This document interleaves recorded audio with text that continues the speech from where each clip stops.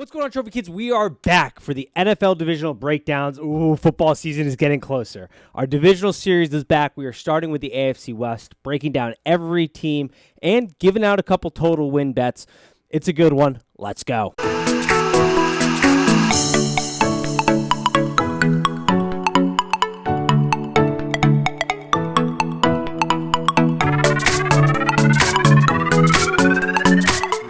And welcome, Trophy Kids, presented by Bad News Media. It is July 21st, and we are back. Football season is basically right around the corner as soon as you start to hear our voices. I have got my good friend Michael here with me. How are you doing today, good sir? I am doing well. It's good to be back. And you're right. Usually I'm always longing for football, but it went by a little quicker this year, and I'm very thankful for it. Yes, absolutely. I set the little reminder on my calendar, get that alert, and then it's like, oh, it's time to shoot the text. Are we doing the breakdowns again this year? So if you're new to the show, welcome. Every year we do a breakdown of each division leading right up to kickoff. We are going to start with the AFC West, this division. Ooh. This is a division. When we talk about, in the grand scheme of things, of top tier divisions this year, I think they are going to be right up there, have an argument for maybe top to bottom best. And we're going to start with the Raiders. The Raiders have got a completely new coaching staff. This is a team that's got its win total set at 8.5. Last year, they had themselves a season. Made the playoffs, went 10-7, beat their win total, which sat at 7, so you cash those tickets if you took that.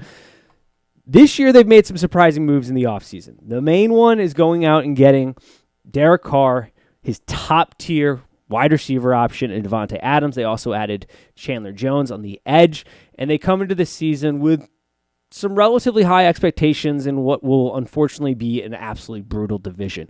How do you see this team breaking it down this year? I love, obviously, how could you not love the pickup of Adams? He's the first top wide receiver they've had there since, Amari Cooper, Michael Crabtree days. And even then they weren't Davante Adams type level. You got to love that. And you love Hunter Renfrow coming back for another season. You got to imagine he's improved his game. And just last year he was, obviously had Darren Waller, but as terms of wide receivers, he was who the defense was keying in on, and he was still cooking everyone. So now you bring in Davante Adams, and you got to wonder, this offense is scary in my opinion. I love the pickup of that. And then you got to look at, like you said, Chandler Jones. They lost Yannick Ngakoue, but they bring in Chandler Jones. That's probably an upgrade in my opinion.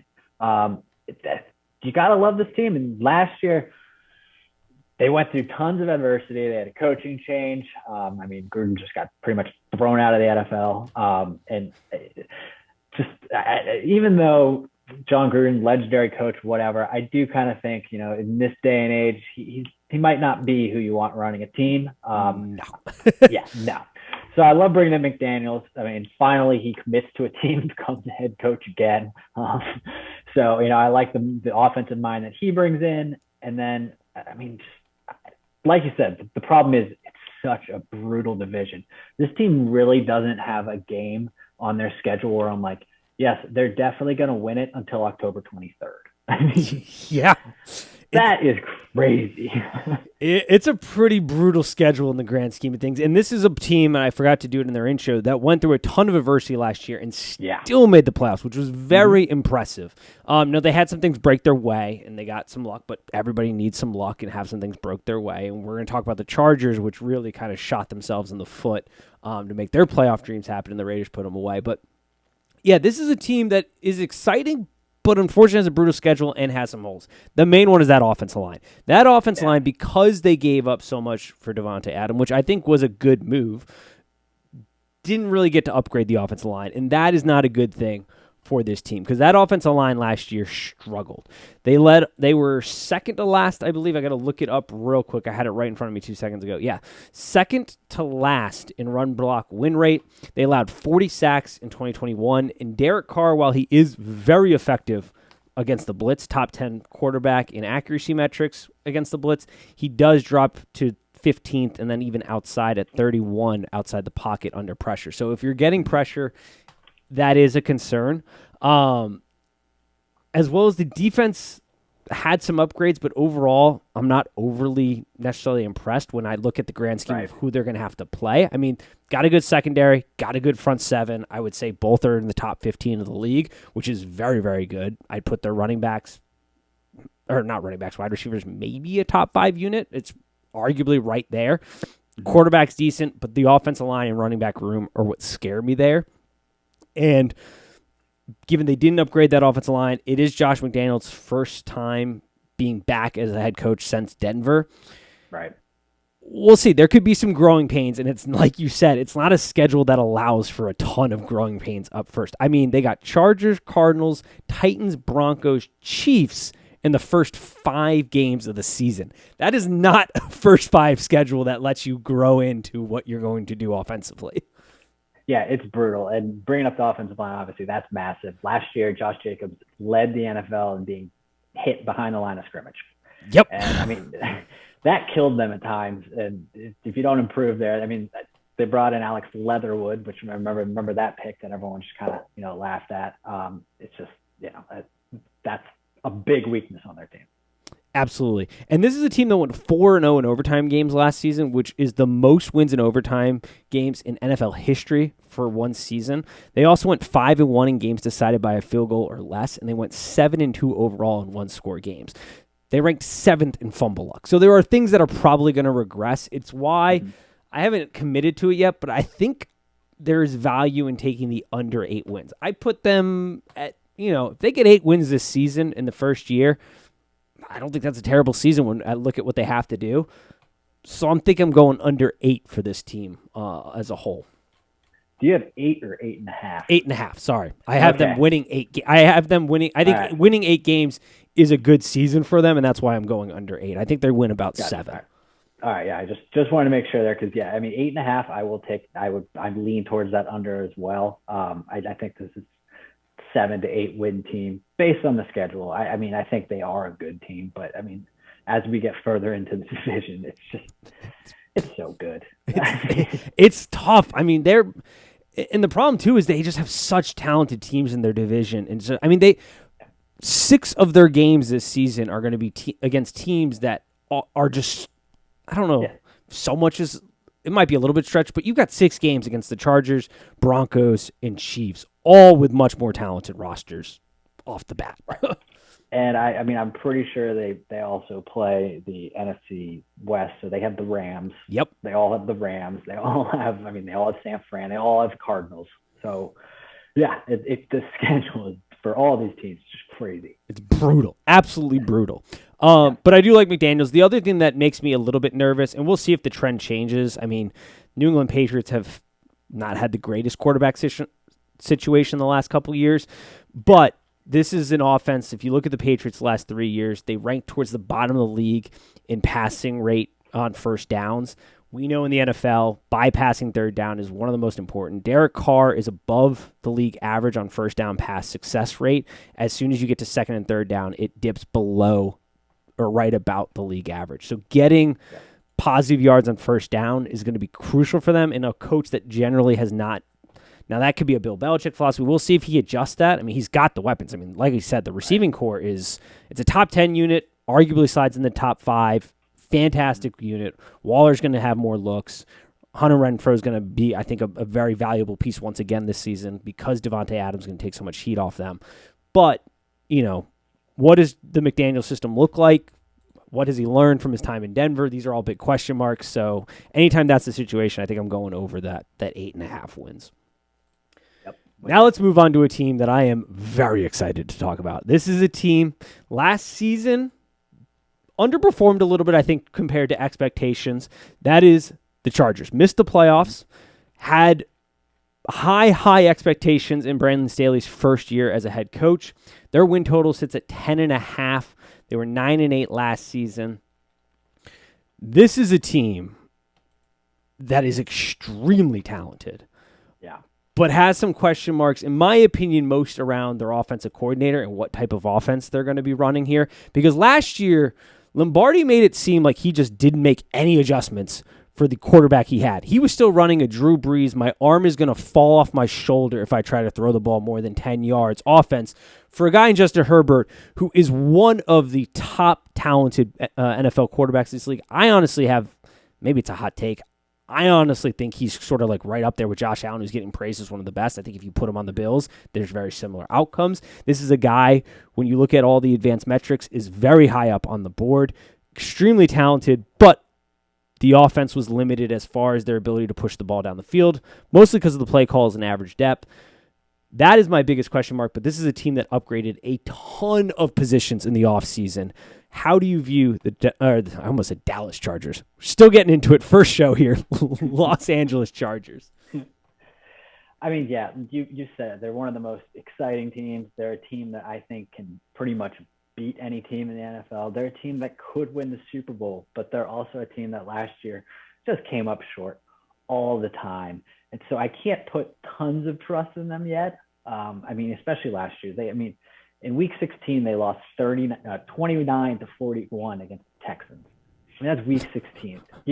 They win that game, they're in the playoffs. They lost 3 of their last 4 in the NFL. I can't even talk. I'm with you. I can't talk. They lost 3 of the 4 last season to end the season. It's just, they're always like that team that comes up short. And I remember last year, we used to always kind of make their joke. They're like the slightly better version of the Vikings in the AFC. And it's kind of how I feel about them. 10.5 it's a little steep for me to trust them there. I do think they could get 11, but I kind of like them. It's still in that 9 to 10 range. Also, I just wanted to point out, is Keenan Allen the oldest person to ever just turn 30? Dude, my mind melted when I learned that he was only 30 years old. How is that possible? He just turned 30. I was blown away. He's born in the same year as me. We're not even nearly the same human beings. That guy, I can't believe he just turned 30. I feel like he's been in the league for 12 years, but whatever. He's like every Plumlee brother at Duke, where I'm like, how have you not graduated? Are you like a 8th year senior? Like, he feels like he's just been around forever. It's crazy. Like, I was kind of, prepping for the show, and I was like, all right, what do I think about this team? And instead in my head, I'm like, Keenan Allen, I love him as a player, but he's just getting old. And I look up, he's 30. I'm like, well, that's just crazy. But yeah, you got to love the receiving core between Keenan Allen and Mike Williams. I'm always a little concerned about players like Mike Williams. He's had good seasons, but he really went off in his contract year there. So, a little worried now that he's been paid, not saying, he's going to slack off or anything, but it's something you got to think of. The one thing this team's kind of lacking on offense, like you said, they kind of sometimes struggle to push the ball downfield, is just that home run hitter. They still kind of don't have that home run hitter. I know Mike Williams in the past has had seasons where he averages like 20 yards a catch, but that's kind of what they're lacking. They're lacking that just massively explosive piece on offense. That's kind of where I wish they had. They need that more consistency out of like the Mike Williams types, where they just haven't had a consistent threat all the time. Right. And these are some numbers to back it up as far as what I was talking about with Lombardi and just the overall failing of this Chargers offense. Justin Herbert was basically just tasked with bailing them out on every third down. They had the second most third down plays in the NFL. They did a horrible job of trying to bypass third down. They had 114 third downs in the first half of games last season. That was third most of any NFL team. There were 95 third down passes in the first half of games, which is most by any team. And looking at the full game picture, the Chargers threw 181 third down passes. Once again, the most out of any team in the NFL. They basically just put Justin Herbert in horrible situations and said, bail me out, which he did generally do. And then to back up my claim about just the depth of target, there were 30 quarterbacks in the NFL with 100-plus early down shotgun attempts. Justin Herbert ranked 26th on early down play action plays with an average depth of target of 7.9 yards, which ranked 30th in the NFL. Lombardi has to do a better job of recognizing you have an absolute stallion at quarterback. You cannot treat him as if he is on his last dying year like you did with Drew Brees, and open up the damn playbook. Now, the one thing I will say that I very much like that this team did and was huge for them, is they upgraded that defense because they have to in a league that is adapting more and more to the pass. They went out and they really spent some money, which is the benefit of having your stud quarterback on a rookie deal. They were ranked dead last in the rush last year, so they went out and got Sebastian Joseph Day from the Rams defense, who is one of the better interior line stuff linemen in the league. And then they added Khalil Mack, who, sure, he's probably in the back nine of his career, but you put that opposite of Bosa, adds another very good pass rusher in there. But more importantly, they added J.C. Jackson to the secondary. Yeah. You pair him up with a guy we talked about last year in this year's preview and how Asante Samuel Jr. we both thought was going to be a very good NFL player.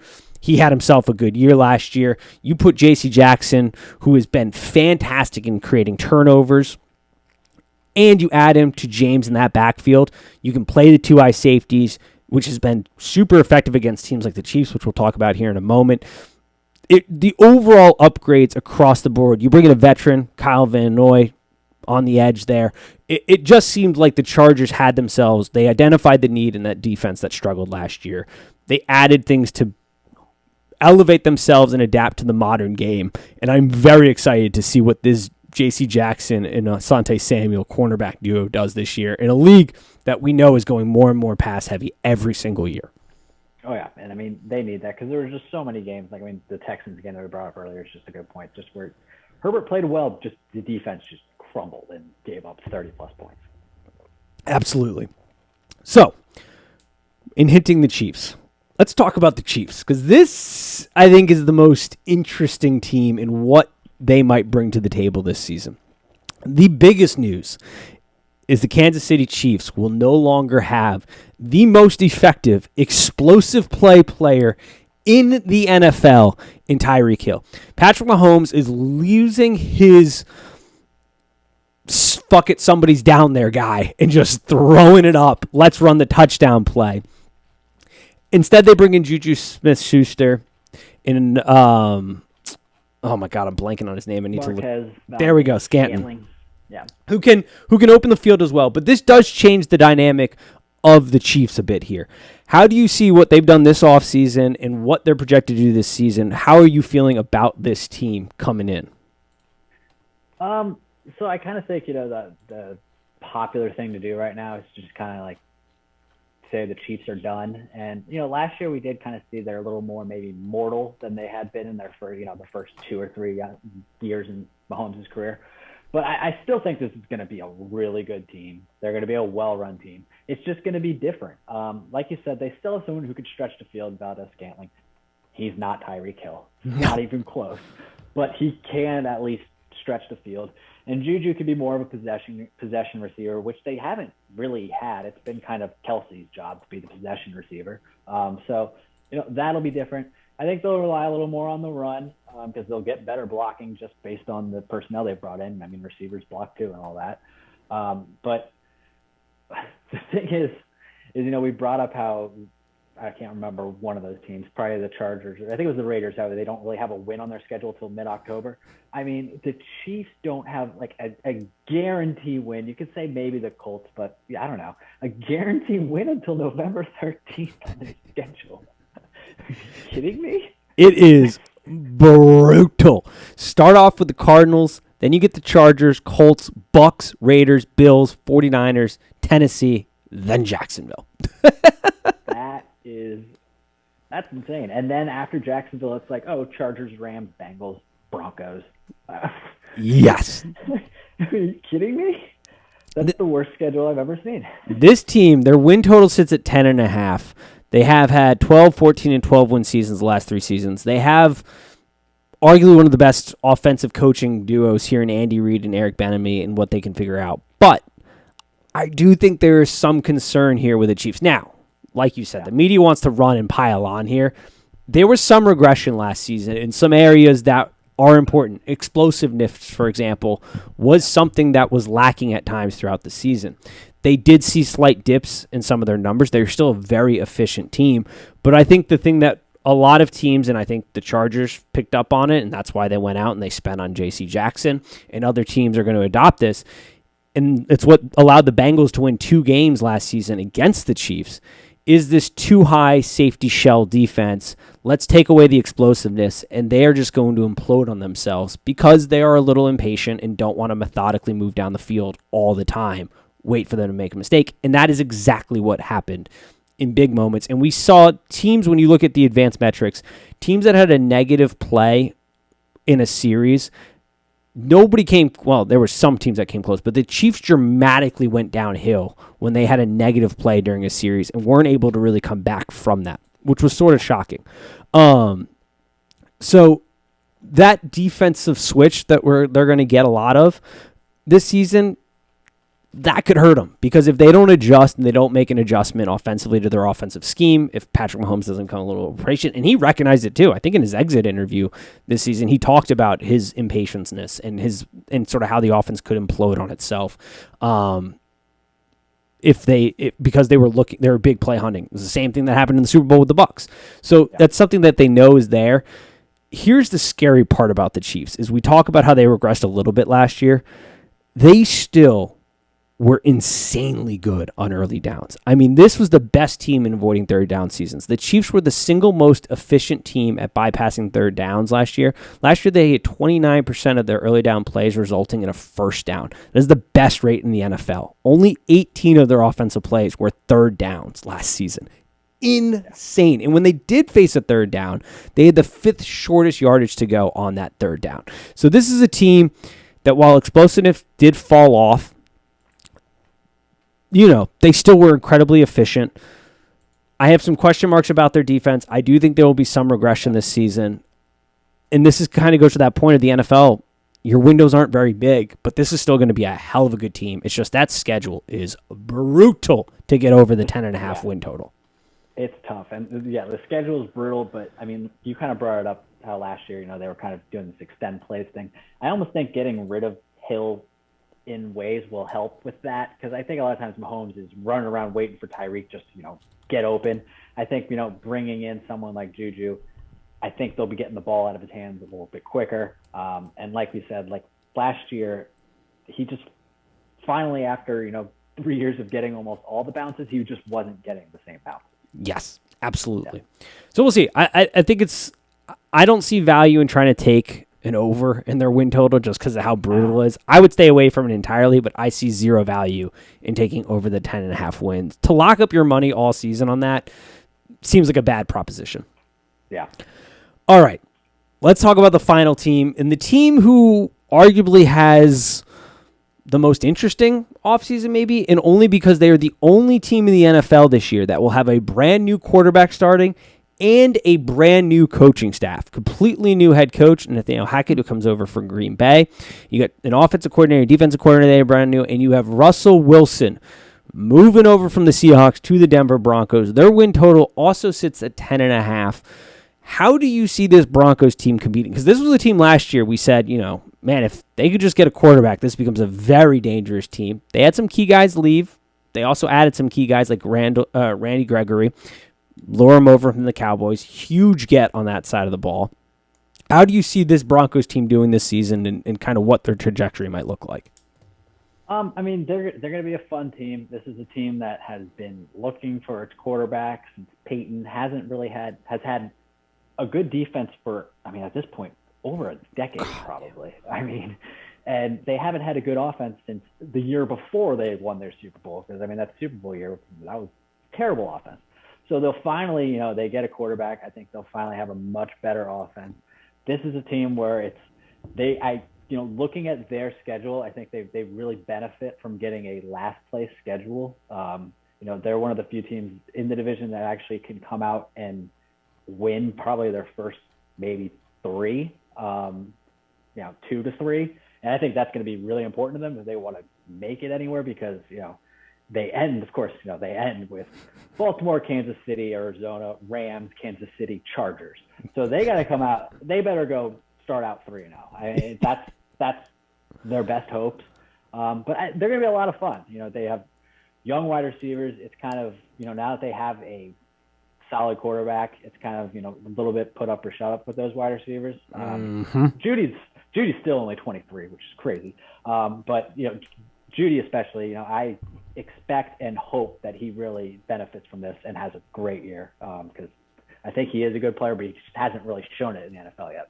100% agree with all that. This is a team that, thankfully, their schedule allows them to kind of ease into the season. That back end is, I don't know if I've seen a harder back end to a schedule in a very long time. I mean, you never pray for injuries, but they're going to need some injury luck on that side if they're going to survive that end of the season. That is absolutely brutal. But this is a team that, offensively, they look pretty solid. They got a good running back room, good wide receiver room, good offensive line room, very good quarterback. Russell Wilson has been somewhat handicapped being in Seattle with Pete, who is running an offense that they ran in the Stone Age. I think I saw it at West Point about 50 years ago.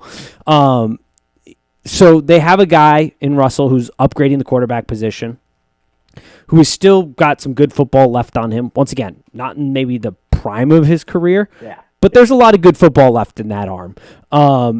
So this is a team that does upgrade. The interesting part is going to be, how do all these new pieces gel? Because you have an entirely new coaching staff. You get that ease into the schedule, but then you have to hit the ground running after that because it gets tougher and tougher. The defense is interesting too, because in a league, in a division with arguably the best quarterback play, top to bottom, they do have some very good corners. Patrick Surtain was I think we both kind of said last season that he was going to be a solid player, but man, did he come on strong last season. Absolutely wonderful to watch. They do lose Von Miller, but, they bring over Gregory. That's the one thing I'm a little worried about, is the pass rush on that defense. Yeah. Gregory's super talented, but, Von Miller, that's a Hall of Famer. Yeah. I'm a little worried about the pass rush. Yeah, I'd agree. The front seven is concerning. The secondary is solid. The front seven, I think, is definitely their weak point. And once again, this is a team where I don't know if I could take over 10.5 wins. I think I go under the 10.5 wins. You just look at the schedule. They benefit from a few things. Like they get the Jets and the Panthers that no one else in the division will get. But, that is true. But still, you're just the schedule. It's this division. It's going to be hard for any of them to get 11 or 12 wins, but I can see all of them, with the exception of Vegas, winning the Super Bowl. Yeah, I don't see a flaw in that. Denver would be really surprising, but they have the talent. They have absolutely the offensive talent. Like, they have a good offensive line, they have a good running back room, they have a good wide receiver room, and they have a good quarterback. Offense correlates more to wins than defense. We know that in the NFL nowadays. Their defense is competent enough, I think. But to your point, if the trouble is, and you hit it perfectly, their pressure rate is very concerning in a division where you just have killers left and right at quarterback, and you have to speed up their internal clock. Otherwise, they are going to tear you apart limb from limb. So that is going to be the question mark. But you have guys on the outside that can play with their individual assignments. So it's interesting. I love this division. Do you have a winner for this division? If you gotta make me pick a winner, I'm sticking with Kansas City. All right, I'm going opposite. I'm going Chargers. I said it last year. I looked like a fool at the end. I got to say, Stanley, way to piss off the Raiders at the end and completely miss the playoffs, you jackass. But I do like the Chargers here. I just think what they did this offseason in upgrading the defense was the piece they missed. But the liability 100% relies on what type of offense they run. Because if they continue with this conservative nonsense that they did last season, give it to the Chiefs. The Chiefs are winning this division, and they're on their way to be a very competitive team in the postseason. Yep, I agree. Nice. All righty. Anything else before we wrap this up? Not on the division. I do have one quick small thing. If you're good on. Oh, division. Absolutely. Oh yeah.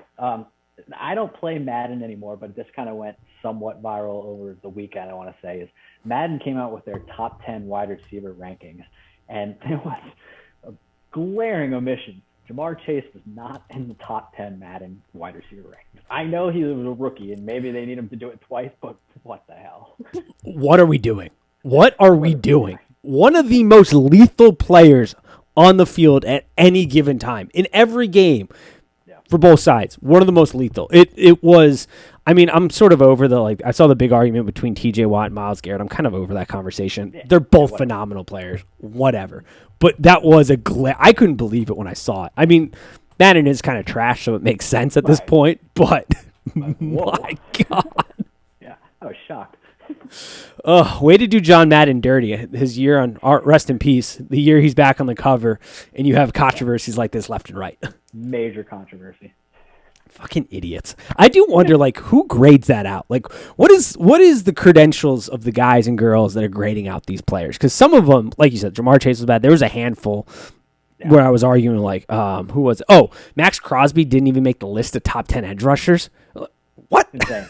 All pro. Yeah. Okay. All pro, one of the most elite pass rushers last season. Doesn't even make the list of top 10. What are we doing? Unreal. All right. That's a good note to end on. We'll be back next week and every week until the start of the season, giving you a breakdown of each division. And as always, peace. Bye.